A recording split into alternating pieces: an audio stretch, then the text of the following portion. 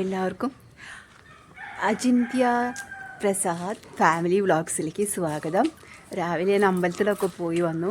എനിക്ക് അവിടെ വെച്ചിട്ടൊന്നും ഷൂട്ട് ചെയ്യാൻ പറ്റില്ല. ഒന്നാമത് ആൾക്ക് ഹസ്ബൻഡിന് അമ്പലത്തിന് ഫോൺ അവിടെ ഫോൺ കൊണ്ടുപോകുക, അവിടെ നിന്ന് ഫോട്ടോ ഷോ ചെയ്യാമെന്ന് പറഞ്ഞിട്ട് എന്നെ വഴക്ക് പറയും.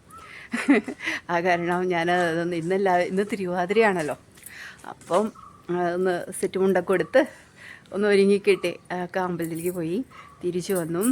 ഇനിയിപ്പോൾ നമ്മുടെ കിച്ചണിൽ പതിവ് പോലെ നമ്മുടെ കിച്ചണിലെ പരിപാടികളൊക്കെ ആരംഭിക്കണം. നമുക്ക് ഇന്ന് എന്താ ചെയ്യണമെന്ന് വെച്ചാൽ പുഴുക്കാണ് ഉണ്ടാക്കുന്നത്.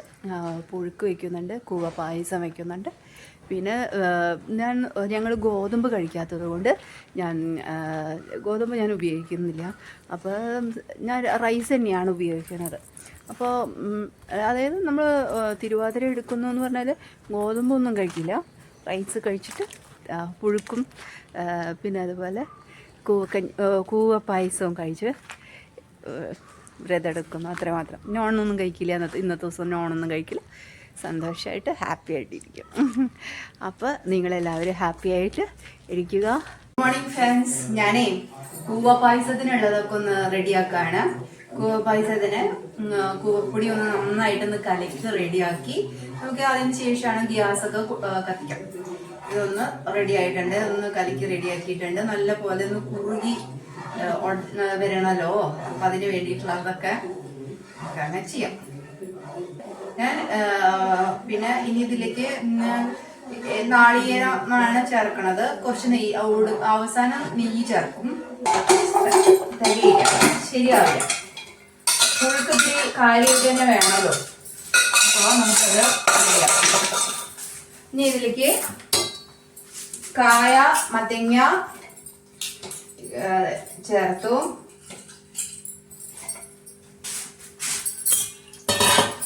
ബാക്കിയുള്ള കാവത്തും കൂടി നമുക്ക് ചേർത്ത് കൊടുക്കാം. ഞാൻ കുറച്ച് കാവത്താണ് ചേർത്ത് ഇതായിട്ടുള്ള. ഇനി ഇത് ഒന്ന് ഇളക്കി നല്ലപോലെ ഒന്ന് ഇളക്കിയതിന് ശേഷം നമുക്ക് ഇതിലേക്ക് കുറച്ച് ഉപ്പ് ചേർത്ത് കൊടുക്കാം. അതാണ് നമുക്ക് ആവശ്യമുള്ളത്. കുറച്ച് ഉപ്പ് ചേർത്തങ്ങ് കൊടുക്കണം. ഉപ്പ് കറിയിലേക്ക് ആവശ്യമുള്ളത്. പയറ് ഞാൻ കുറച്ച് വേവിച്ച് വെച്ചതാണ്. കുറച്ച് ഉപ്പ്, പിന്നെ അരപ്പ് ചേർക്കുമ്പോൾ ഒന്ന് നോക്കിയിട്ട് അത് ആ സമയത്ത് ഉപ്പ് ചേർക്കാം. കുറച്ച് വെള്ളം ഒഴിക്കാം. അപ്പൊ നമുക്ക് കൂവ പായസം ഇവിടെ ഇങ്ങനെ ആയിക്കൊണ്ടിരിക്കുന്നുണ്ട്. അത് കെട്ടാതിരിക്കാൻ വേണ്ടി ഇളക്കി കൊടുക്കണേ. ചേട്ടാ ഒന്നും കൊണ്ടുവരുമോ? ഒരു മിനിറ്റത്തേക്ക് വന്നാൽ മതി.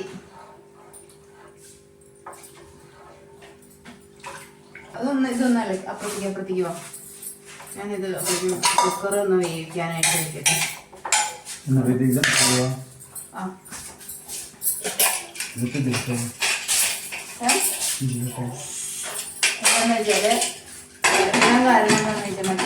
മറ്റേ ഇത് നമുക്ക് ശരിയാകത്തില്ല.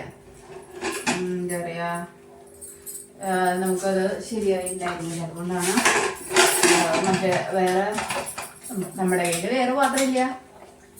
അതുകൊണ്ട് ഞാനിത് വീസിൽ വരട്ടെ.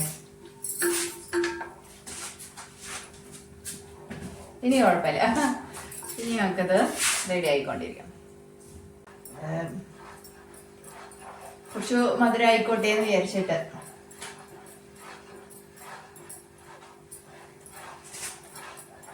നമുക്കൊരു കാര്യം ചെയ്യാം. ഇതെനിക്ക് എളുപ്പത്തിന് ചേട്ടാൻ ഒരു ഹെൽപ്പും കൂടി വേണം എനിക്ക്. ഇല്ല, ഈ കുക്കർ ഇങ്ങോട്ട് മാറ്റി അപ്പുറത്തേക്ക് വെക്കാനാ, അങ്ങോട്ടും ഇങ്ങോട്ടും ഇറക്കി വെക്കുക വേണ്ടോ എനിക്ക്?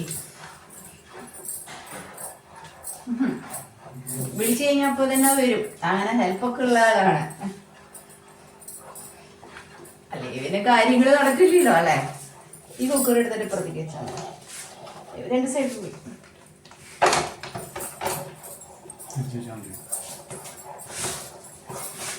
ചുക്ക്, ജീരകം ഇതൊക്കെ പൊടിച്ചൊക്കെ ചേർക്കും. ഞാൻ ചേർക്കുന്നില്ല. നല്ല പോലെ കുറുകി വന്നുകൊണ്ടിരിക്കുകയാണ്. ഉണ്ടാവും. കറുത്ത ശർക്കരയായിരുന്നു. ഞാൻ ശർക്കരയാണ് ചേർത്തത്. ചിലപ്പോ പഞ്ചസാരയും ചേർത്തിട്ടൊക്കെ ഉണ്ടാക്കൂട്ടോ. പക്ഷെ കറുത്ത ശർക്കരയായിരുന്നു, അതുകൊണ്ട് ഞാൻ ഇതിങ്ങനെയാണ് ഉണ്ടാക്കിയത്. അത് നല്ല ഇത്തിരി മധുരത്തിൽ തന്നെയാണ് ഞാൻ ഉണ്ടാക്കിയത്. പായസമൊക്കെ റെഡി ആയോ? അല്ല, ചെയ്തുകൊണ്ടിരിക്കണേ ഉള്ളൂ. കുറച്ച് നാളികേരം അങ്ങ് ചെരുകി ഇട്ട് കൊടുക്കാം. അപ്പോഴാണ് ഇത്തിരി ഞാൻ ചില സമയത്ത് നാളികേരം പാലിലൊക്കെ ഉണ്ടാക്കാൻ ടേസ്റ്റാണിത്. പക്ഷെ നമ്മളിപ്പോ നാളികേരം ഇങ്ങനെയാണ് കൂവ പായസം റെഡിയാക്കുക. അപ്പൊ ഞങ്ങൾ ഇങ്ങനെയാണ് കൂവ പായസം റെഡിയാക്കുക. അതുകൊണ്ട് കുറച്ച് നാളികേരം അങ്ങോട്ട് കൊടുക്കും. ഇത് വറ്റണം.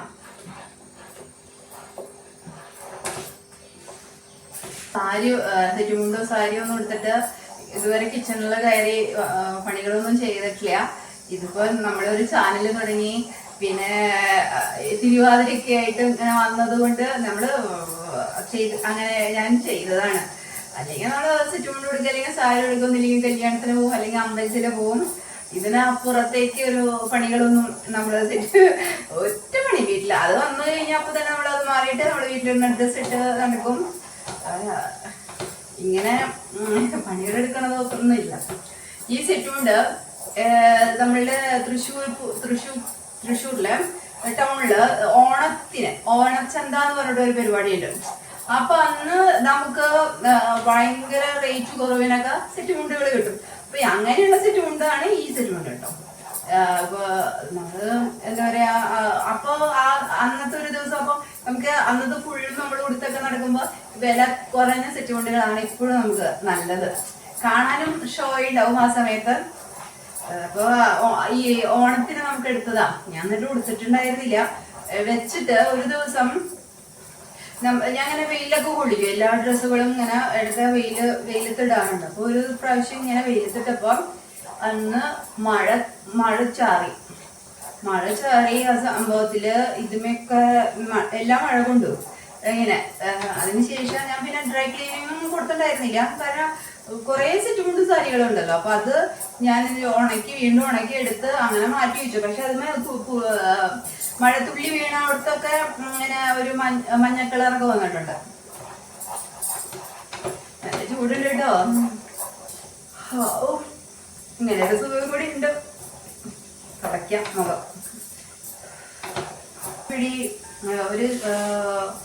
ഒരു പിടി നാളികേരം ഒന്ന് ചേർത്തിട്ടുണ്ട്. അതും കൂടി ഒന്ന് ഈ ശർക്കരയിൽ കിടന്നങ്ങ് കുറുകട്ടേന്ന് വിചാരിച്ചിട്ട്. ശർക്കര പാനിയാണ് കൂടുതൽ ഒഴിച്ചിരിക്കുന്നത്.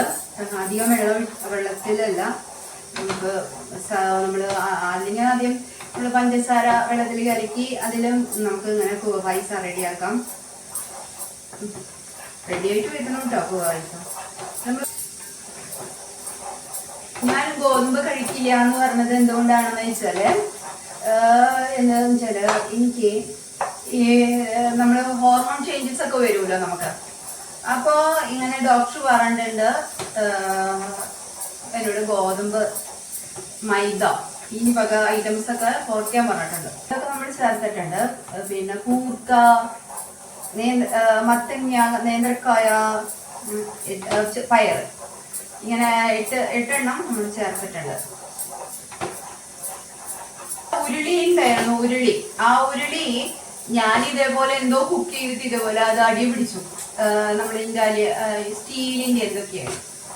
അപ്പൊ അത് അങ്ങനെ 1-2 പാത്രങ്ങള് കേടായിപ്പോയി. അതിനുശേഷം പിന്നെ നമ്മളിത് മേടിച്ചതാണ്. പിന്നെ ഞങ്ങൾ 2 പേര് മാത്രമേ ഉള്ളൂ. അപ്പൊ അതുകൊണ്ട് ഫുഡ് ഉണ്ടാക്കാനായിട്ട് വളരെ കുറച്ച് പാത്രങ്ങളേ ഉള്ളൂ. ഇവിടെ ഇവരുടെ അമ്മ ഉപയോഗിച്ചിരുന്ന ഭക്ഷണങ്ങൾ ഉണ്ടാക്കിയിരുന്ന പാത്രത്തിൽ തന്നെയാണ് ഞാൻ ഇപ്പോഴും ഭക്ഷണം ഉണ്ടാക്കുന്നത്.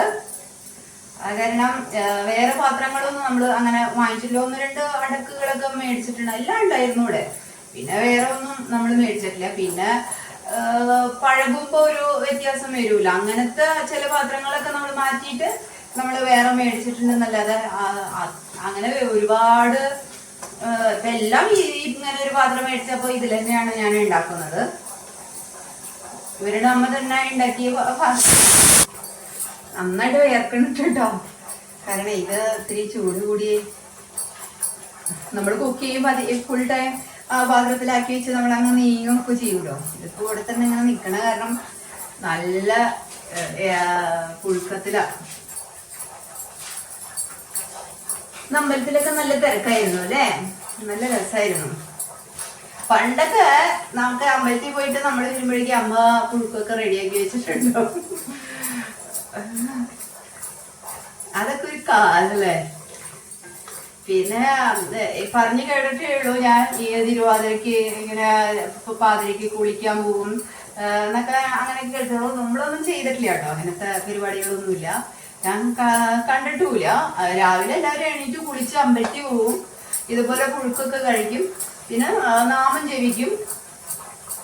പിന്നെ അത് കഴിഞ്ഞ് നമുക്ക് സ്കൂളിൽ പോകാനുണ്ടാവും, കോളേജിൽ പോകാനുണ്ട്, പഠിക്കുന്ന സമയത്തൊക്കെ അങ്ങനെയുണ്ട്, വർക്ക് ചെയ്യുന്ന സമയത്ത് അങ്ങനെയുണ്ട്.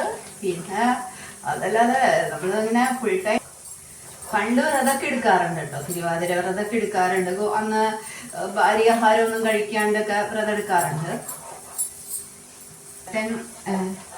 ഓഫീസിലേക്ക് കഴിച്ചിട്ട് പോവാന്ന് പറഞ്ഞു. പിന്നെ ചേട്ടന് ചോറ് റെഡിയാക്കുന്നുണ്ടല്ലോ, അപ്പൊ പിന്നെ നമുക്ക് സുഖമായിട്ട് കഴിക്കും. പിന്നെ ഇത് പണ്ട് ഈ കൂവപ്പൊടിയൊക്കെ വിൽക്കാനൊക്കെ ആയിട്ട് നമ്മുടെ വീട്ടിലേക്ക് ആളുകൾ വരും, ഈ പാലക്കാട് ഭാഗത്തു നിന്നൊക്കെ. അന്ന് ആ ഓരോ ഉത്സവങ്ങൾക്ക് ഓരോ ആൾക്കാർ ഇങ്ങനെ വരും. ഇപ്പൊ ഓണം സീസണില് നമ്മുടെ വീട്ടിലൊക്കെ ഇങ്ങനെ വളകളൊക്കെ വിൽക്കാനൊക്കെ ആയിട്ട്, കുപ്പിവളകള്. നമ്മൾ ഓണം വിഷു എന്നൊക്കെ പറയുമ്പോൾ കുപ്പിവളകളൊക്കെ വിൽക്കാനായിട്ട് അവർ വരും. പിന്നെ കുറേ സാധനങ്ങൾ, ഇപ്പോൾ നമുക്ക് എന്തും മുറുക്ക് ഇതൊക്കെ അവരുണ്ടാക്കുന്നത് തന്നെ, പപ്പടം അങ്ങനെ ഉണ്ടാക്കാറില്ല. ഇപ്പൊ നമുക്കെല്ലാം ഷോപ്പിൽ നിന്ന് കിട്ടും, ഷോപ്പിൽ പോയി നമ്മളെല്ലാവരും പർച്ചേസ് ചെയ്യാണോ ചെയ്യണത്. പക്ഷെ ഇതൊക്കെ അവർ തന്നെ തനിച്ചുണ്ടാക്കി അവരെന്നെ സെയിൽ ചെയ്തിട്ട്, അപ്പൊ അവിടുന്ന് ഈ പാലക്കാട്ടിൽ നിന്നൊക്കെ കൂവപ്പൊടി എന്ന് പറഞ്ഞിട്ട് ആൾക്കാര് വരും. ഓരോ സീസണിലും വരും അവര്, ഓണം വിഷു.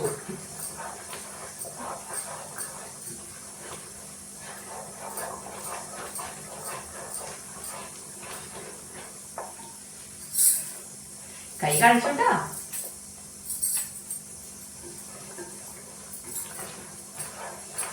ടേസ്റ്റ് ഒക്കെ ഇങ്ങോട്ട് വരും തുമ്മിക്ക്. ഏട്ടൻ പറയുന്നുണ്ടായിരുന്നു കൂവപ്പൊടി അല്ല എന്താ നമ്മുടെ ഈ ചുക്കുപൊടി ഒക്കെ ചേർത്തോ എന്നൊക്കെ പറയുന്നുണ്ട്.